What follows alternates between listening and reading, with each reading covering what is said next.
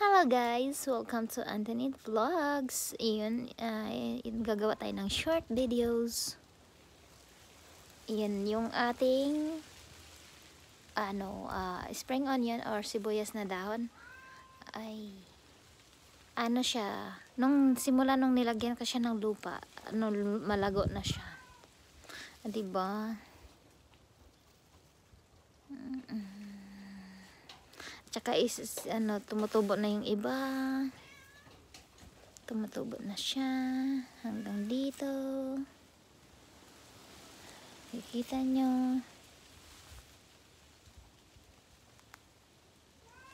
Diba? Wala tayong maiba-vlog kasi hindi naman tayo umaalis. So dito lang tayo. Kung ano na lang, ulit-ulit. Yeah.